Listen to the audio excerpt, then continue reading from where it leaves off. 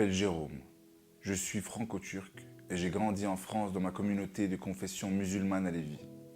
J'ai toujours cru en Dieu et respecté les valeurs et les principes de ma religion. Étant plus jeune, je me posais beaucoup de questions sur quelle est la vérité. À l'âge de 19 ans, j'ai perdu mon petit frère. J'ai demandé à Dieu pourquoi il ne m'avait pas pris à sa place, mais je n'ai pas eu de réponse. Après le décès de mon petit frère, ma famille a été ébranlée et séparée. Ma famille était retournée en Turquie et moi je suis resté en France. Je vivais ma vie comme je le voulais. Ce que je désirais, c'était l'argent et la vie de luxe en pensant que cela ferait mon bonheur. À un moment dans ma vie, j'ai essayé de chercher Dieu et je me suis mis à lire le Coran. Mais cela ne me correspondait pas. J'ai toujours eu un vide en moi sans savoir ce que c'était.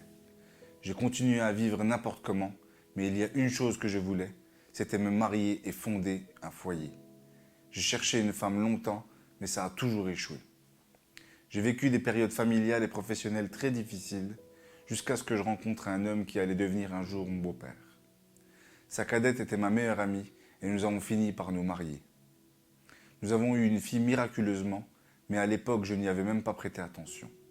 Ma femme avait ovulé d'un ovaire atrophié.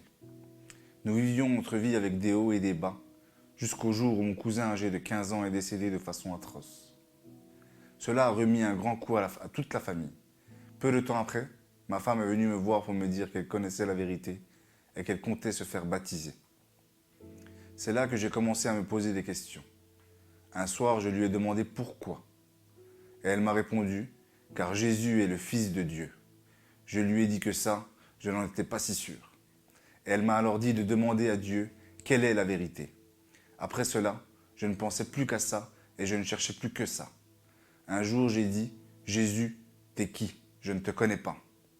Et à travers un témoignage que je regardais, mon cœur a été touché et j'ai pleuré juste en entendant son nom. J'ai voulu tout de suite en savoir plus et je suis venu à l'église. Et quand je suis arrivé, je me suis assis et dans ma tête, j'ai dit avec un peu d'orgueil, montre-moi que tu es là. J'ai été saisi des pieds à la tête et j'ai pleuré pendant 2 heures. Les louanges et le prêche m'étaient dédiés. Seul Dieu pouvait savoir ce que je pensais et pouvait me répondre ainsi. Je comprenais beaucoup de choses que je ne comprenais pas avant. Mon intelligence s'était comme ouverte. En sortant, je n'arrivais pas à mettre de mots sur ce qui venait de m'arriver. Mais j'avais compris une chose, c'est que Jésus est vivant et qu'il est Dieu. J'étais tellement heureux d'avoir rencontré Dieu que je voulais absolument savoir comment faire pour le connaître plus.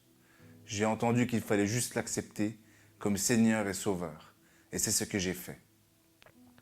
Depuis ce jour, ma vie a changé. Je ne suis plus le même homme. Je suis né de nouveau et je ne peux vous raconter tous ses bienfaits. Mais une chose est sûre, je le suivrai et lui consacrerai ma vie jusqu'à son retour. Je m'appelle Jérôme et c'est mon histoire.